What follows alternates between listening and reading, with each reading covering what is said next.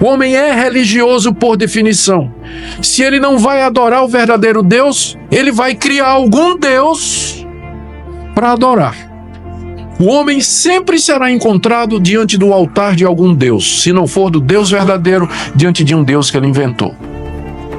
Mas todo homem é religioso. Todo homem tem uma religião. Ateísmo é uma religião. Agnosticismo é uma religião.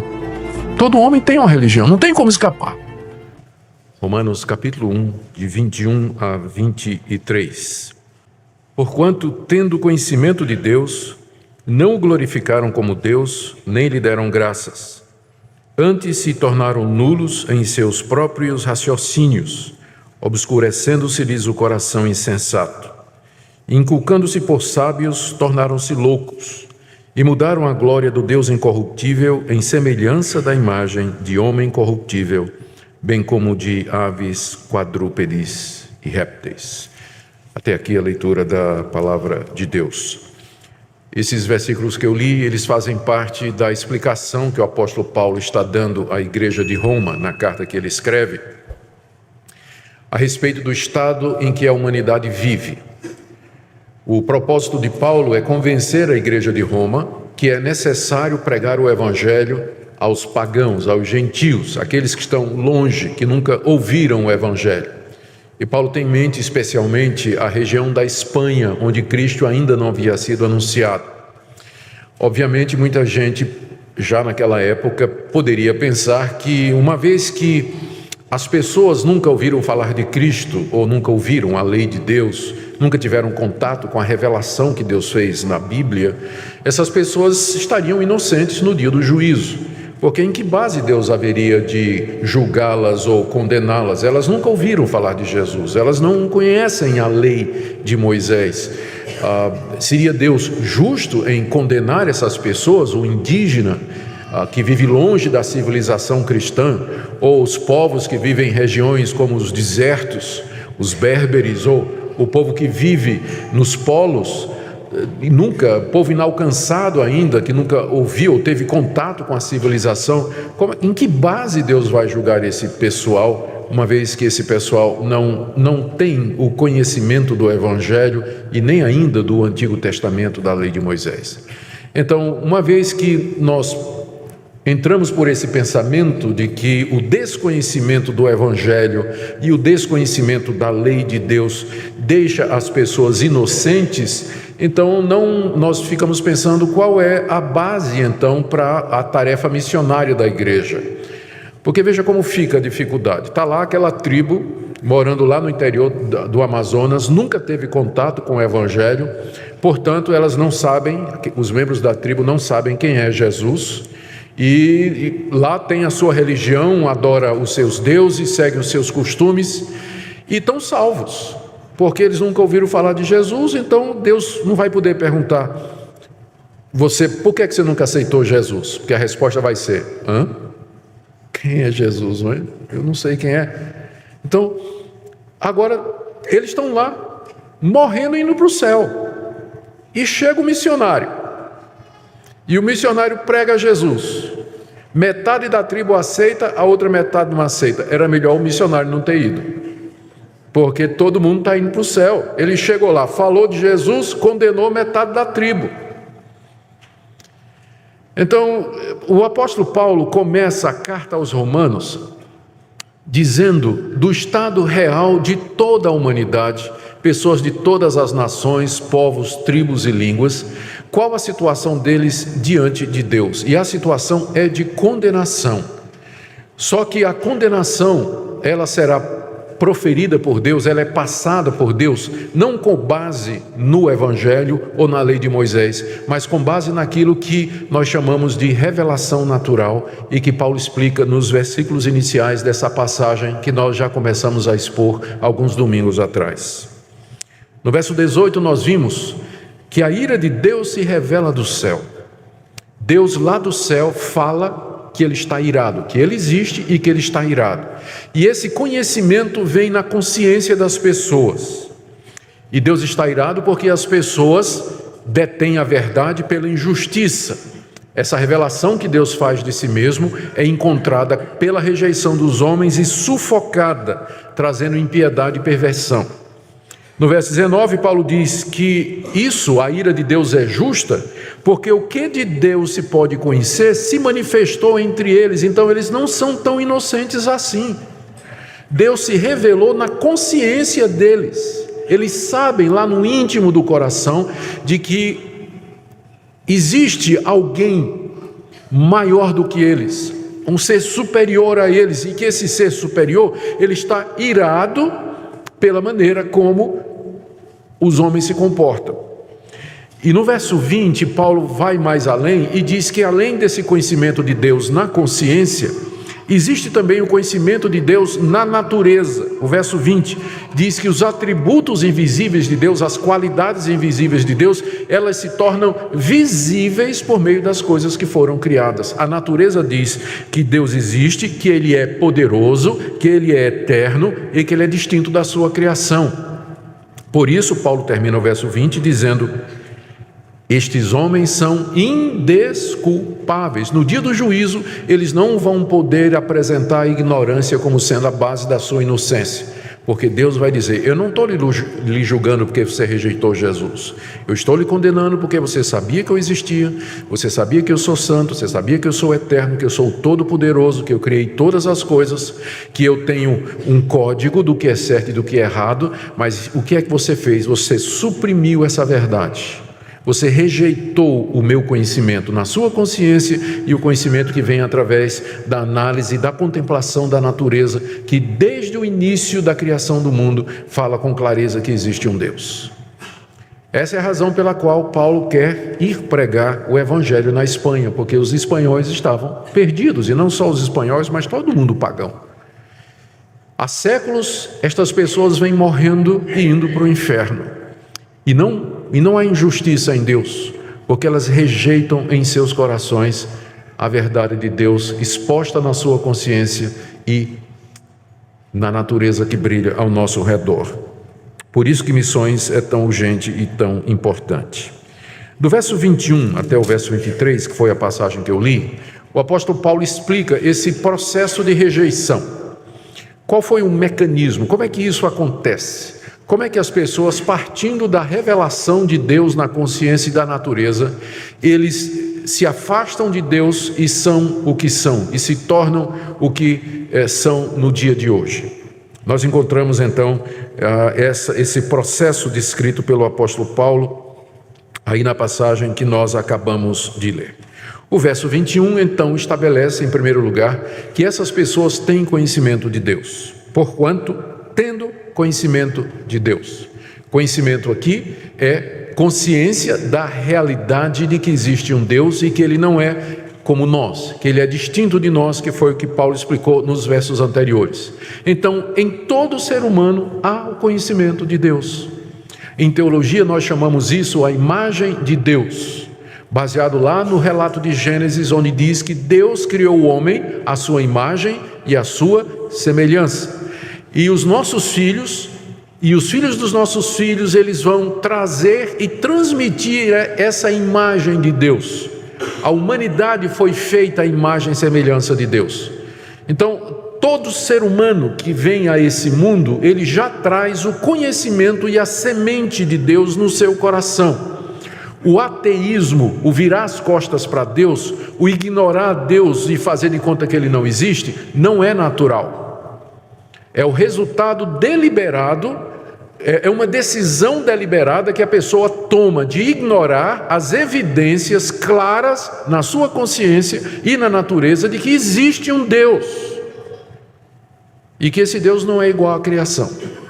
Então, eles têm conhecimento de Deus, ninguém pode alegar ignorância no dia do juízo, nem eles e nem nós, muito menos nós, que recebemos, além da revelação na consciência e na criação, a revelação especial de Deus, onde Ele, com muito mais clareza do que na criação, Ele diz quem Ele é, quem nós somos, por que nós somos assim, e Ele apresenta o convite e nos chama para nos reconciliarmos com Ele mediante o Seu Filho Jesus Cristo. Ora, se esses povos que nunca ouviram são indesculpáveis diante de Deus, quanto mais você, que além da revelação na consciência e da criação, ainda tem o privilégio de ter recebido a revelação especial, nasceu num lar cristão, foi educado desde cedo no conhecimento da verdade. Então, o julgamento será ainda mais severo para aqueles que tiveram mais luz e tiveram mais conhecimento de Deus. Mas o ponto é esse: todos têm conhecimento de Deus. Ateu, ninguém nasce. É uma decisão que você toma. É uma opção que você faz. Agnóstico, idólatra, rejeitar Deus, viver como se Deus não existisse, é uma decisão que você toma. Não é algo que a sua natureza, por nascimento, lhe impele, embora ela seja manchada pelo pecado e ela esteja corrompida. Mas não a ponto de sufocar totalmente a consciência de que há um Deus. Bom, há esse conhecimento. No verso 21, ainda, Paulo diz o que é que as pessoas fizeram com esse conhecimento. Elas deveriam ter feito duas coisas. Primeiro, elas deveriam ter glorificado a Deus à luz da consciência e da criação. E segundo, deveriam ter dado graças a Deus. Veja como Paulo diz: portanto, ou porquanto, tendo conhecimento de Deus, não o glorificaram como Deus, nem lhe deram graças. Pelo menos duas coisas os pagãos poderiam ter feito. Os gentios, aqueles que nunca ouviram o Evangelho e nem sabem quem é Deus, eles podiam ter glorificado a Deus, do tipo assim: eu não sei o nome de quem fez todas essas coisas, eu não conheço em detalhes quem é essa pessoa, mas claramente o mundo não apareceu do nada.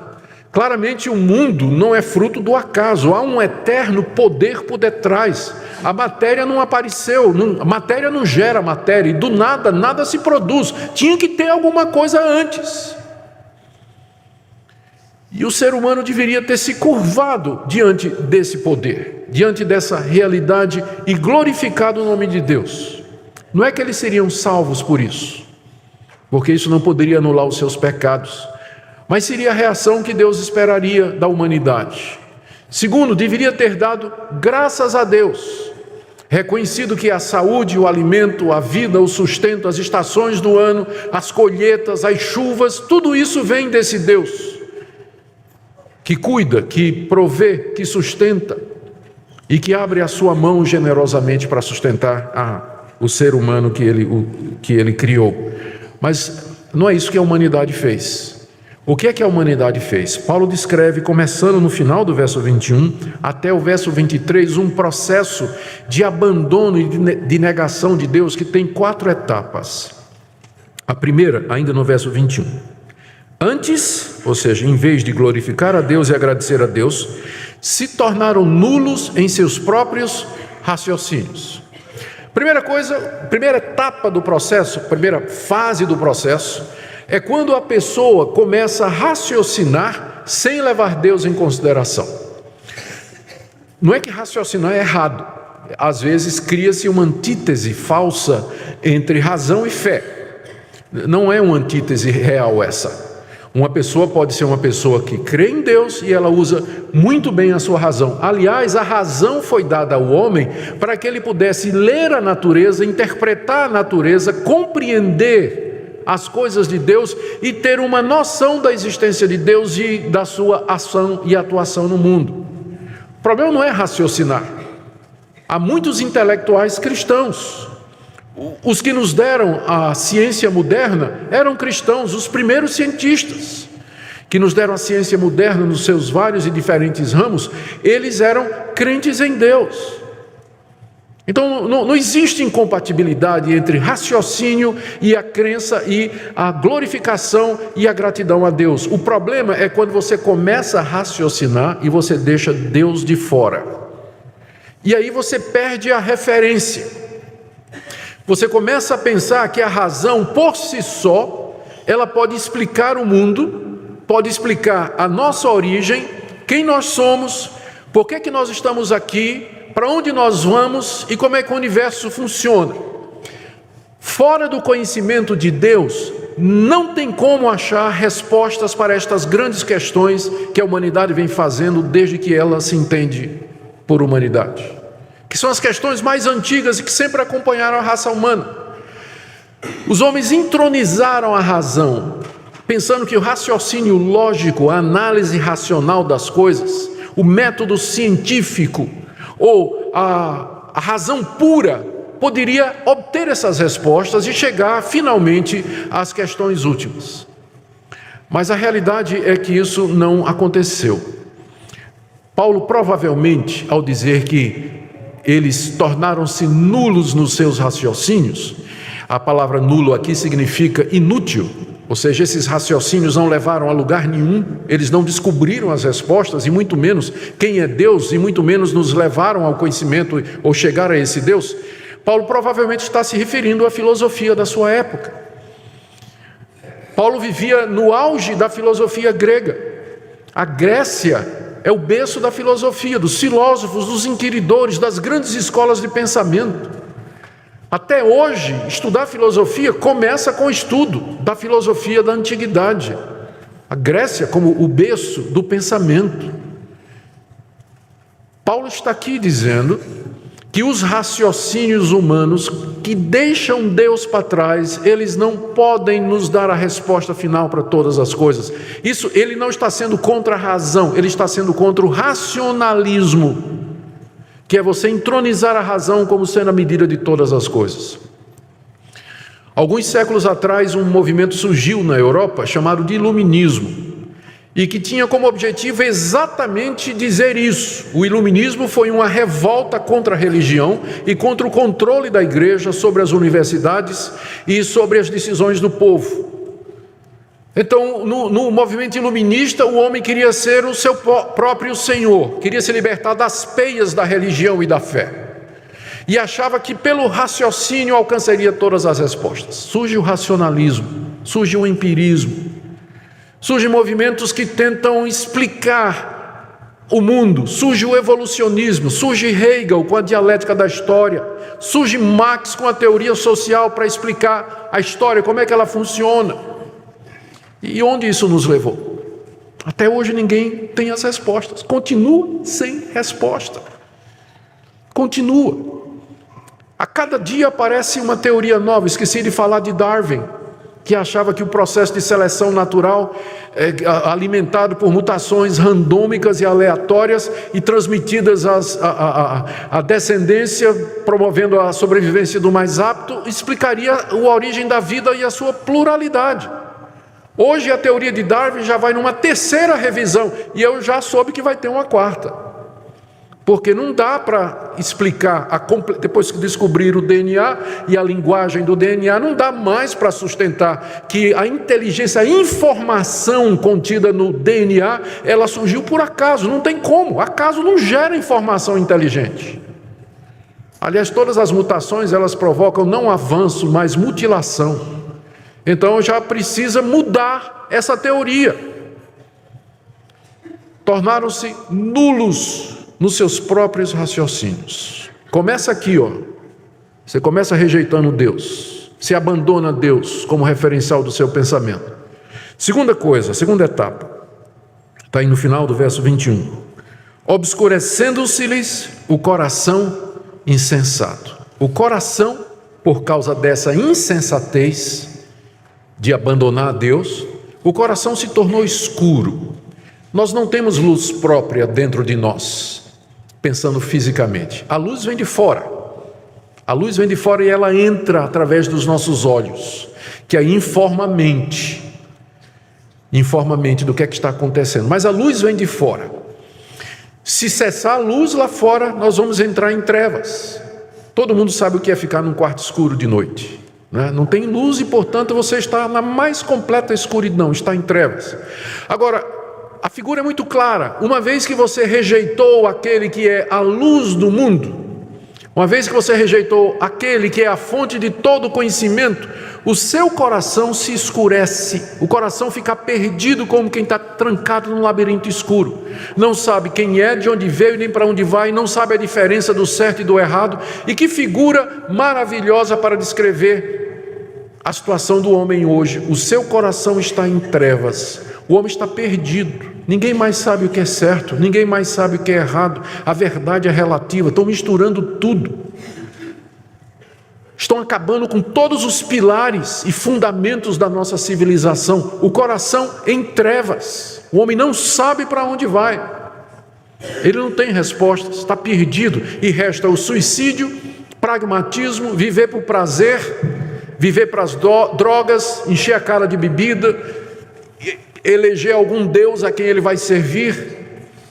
Essa é a situação que nós estamos vivendo. Terceira etapa, primeiro a mente, depois o coração. Terceira está no verso 22. Inculcando-se por sábios, tornaram-se loucos. O pior, nessa terceira etapa, é que a humanidade perdeu o senso de autoavaliação.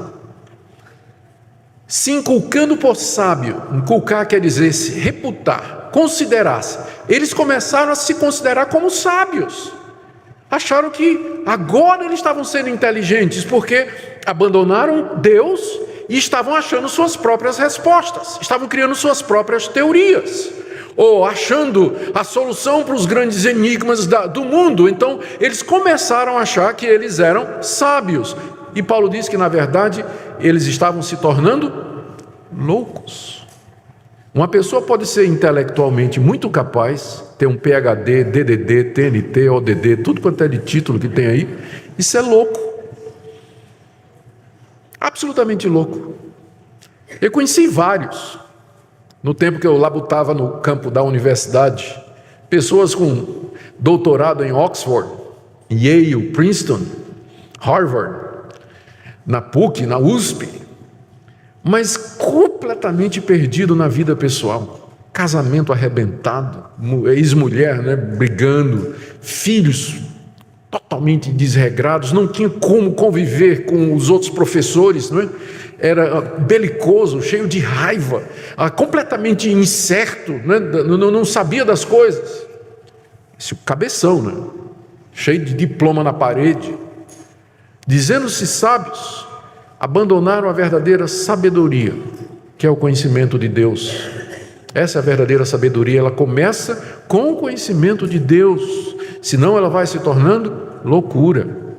E cada vez mais, começa na mente, desce para o coração. Próximo passo é você já não enxerga mais a verdade sobre você. Você pensa que é sábio quando você está sendo louco. Você não consegue mais entender. Você não se enxerga mais, não tem mais capacidade de diagnóstico da sua real situação.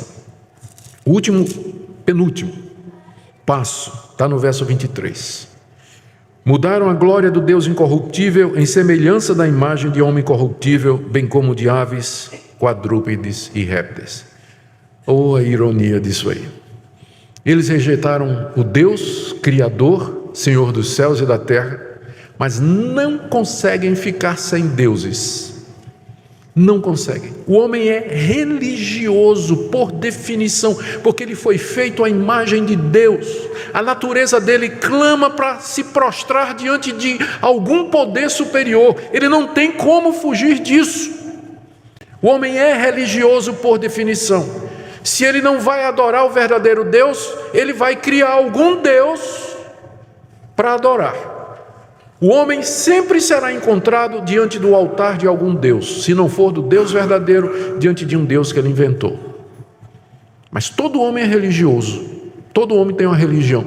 Ateísmo é uma religião, agnosticismo é uma religião. Todo homem tem uma religião, não tem como escapar. No caso aqui, essa religiosidade leva o homem, no caso de Paulo, pensando no paganismo, leva o homem à idolatria. Ele diz no verso 23 que mudaram a glória do Deus incorruptível em semelhança da imagem de homem corruptível, bem como de aves, quadrúpedes e répteis. Ao que Paulo está se referindo? Ao fato de que o mundo pagão era um mundo idólatra. Esse mesmo mundo que se achava sábio, que começou a raciocinar, usar o intelecto para descobrir a verdade, era o mundo mais idólatra que havia naquela época. A ironia disso aí. Os gregos, berço da filosofia. Paulo esteve em Atenas, capital da Grécia, capital intelectual do mundo da época, conhecida pelas suas escolas de filosofia, pelas suas bibliotecas. Lá viveram os grandes filósofos, era lá que eles discursaram. Paulo chega em Atenas, o que é que ele vê em cada esquina? Um altar. Ele não podia dar 2 passos que não encontrasse um altar a algum Deus. Tinha até um altar ao Deus desconhecido. Tinha até um altar ao Deus desconhecido. A idolatria que caracteriza aquele mundo, Paulo diz que é o resultado dessa etapa. Você rejeita o verdadeiro Deus, você vai acabar debaixo de um falso Deus. Mas você não vai ficar sem Deus. Quer seja o verdadeiro, quer seja o falso. Porque você não pode escapar disso. É da natureza do homem feito à imagem e semelhança de Deus. E Paulo acrescenta aqui, o que ele diz aqui, mostra a bobagem, a troca que eles fizeram. Eles trocaram a glória de Deus para adorar a criação. O Deus glorioso foi trocado pela sua criação caída. Trocaram a glória do Deus incorruptível para adorar homens, animais, bestas, aves e répteis corruptíveis, quer dizer, mortais, que se corrompem, vão morrer e o corpo vai apodrecer. Trocaram a glória de Deus pela imagem de uma imagem de uma imagem. Pensaram nisso aqui? O homem é a imagem de Deus. Eles fizeram uma imagem do homem que é uma semelhança da imagem de Deus que está no homem. São 3 passos aqui, são 3 imagens. Quando você deixa a realidade, você acaba adorando uma imagem da imagem da imagem. Agora, eu creio que fica óbvio que a gente não pode olhar para essas religiões como sendo expressão inocente de pessoa sincera, que sente que tem um Deus, mas não conhece a verdade. Já ouvi muito isso, eu creio que muita gente também, é muito popular isso, né? De que as religiões, as outras religiões, elas são expressão da sinceridade do coração de pessoas que não conhecem a Deus e adoram o que eles acham que é Deus. Não é assim que Paulo vê. Paulo vê as religiões idolátricas ou politeístas como sendo expressão da rebelião do coração contra o conhecimento de Deus. A natureza e a consciência dizem que Deus não é a árvore, o sol, a lua, a estrela, o pau e a pedra ou qualquer outra criatura. Idolatria é rejeição do conhecimento de Deus. Não tem religião fruto da inocência. A parte do conhecimento verdadeiro de Deus, não há religião verdadeira, mas aquela criada pelo homem. Paulo está se referindo às religiões da sua época. Homem. Quando ele diz que eles adoram o homem, a gente pensa na hora no César. César era adorado como Deus. Pensa logo no faraó, que era considerado filho dos deuses lá no Egito. Aves, logo me vem à cabeça o pássaro íbis, que era adorado no Egito. Quadrúpedes, o boi apis, adorado no Egito. Répteis, o crocodilo do Nilo, que era considerado como um deus. A relação é grande. Dos animais que eram adorados, cultuados, até o dia de hoje, a vaca na Índia, em tantos outros lugares você vai encontrar a adoração da criação. Quer saber uma versão mais científica disso? O movimento ecologicamente correto, que olha para a terra como a mãe terra. A terra é vista como um organismo divino. E muitos fazem da defesa do meio ambiente e da ecologia uma verdadeira religião, a ponto de se jogar na frente das lanchas, dos baleeiros, em frente das usinas e fazer protestos e tudo mais. É uma religião, adorar a terra. Não estou dizendo que a gente não deve lutar pelo meio ambiente. O cristão, mais do que qualquer um, deveria lutar pelo meio ambiente, porque esse é o planetinha que Deus nos deu para viver. Mas as pessoas acham que a terra é divina, adoram a terra, são chamados de panteístas. Deus é tudo e tudo é Deus. E quando eles não estão diante dessa idolatria grossa aqui, né, rudimentar, eles estão adorando outra coisa, o dinheiro. O dinheiro é chamado na Bíblia de Mamon, é o nome de um Deus. O dinheiro é um Deus rival do Deus verdadeiro. Quem é que você serve? Para que você trabalha? O que é que lhe traz prazer? O que é que você almeja mais na sua vida? Invariavelmente o nome dinheiro acaba aparecendo nessas respostas. Se isso é verdade na sua vida, então saiba que você é um idólatra. O apóstolo Paulo diz que a avareza é idolatria. A avareza, o apego ao dinheiro é idolatria.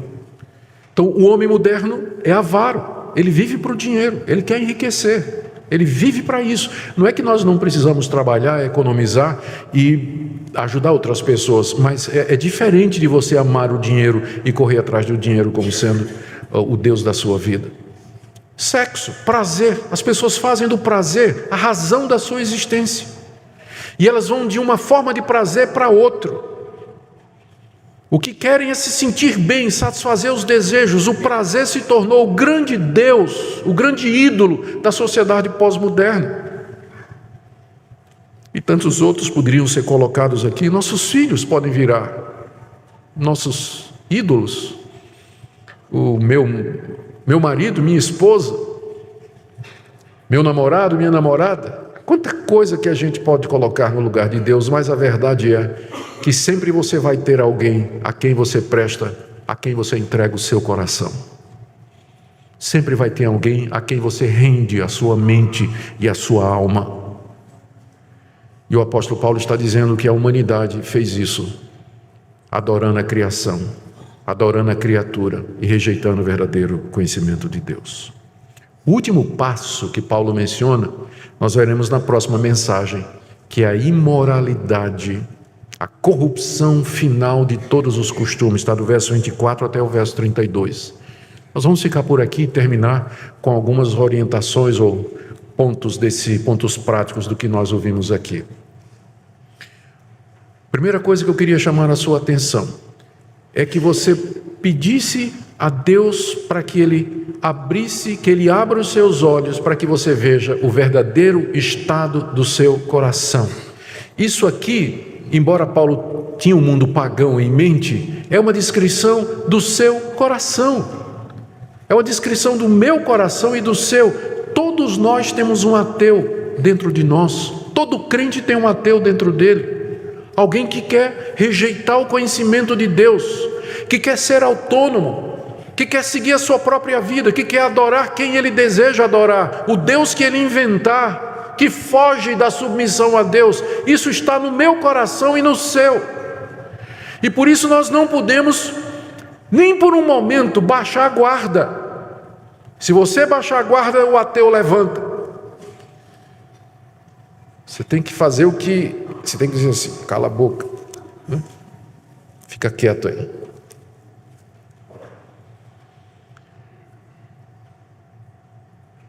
A gente passa boa parte do tempo cuidando das coisas legítimas da vida, mas a gente esquece da tendência do nosso coração, que é fugir de Deus e rejeitar a Deus e seguir os seus próprios caminhos. Essa é a razão pela qual muita gente que frequenta a igreja, ela não tem um comportamento de crente. Ela confessa a Deus com a boca, mas é um ateu na prática. Vive como se Deus não existisse. É o pior tipo de ateísmo.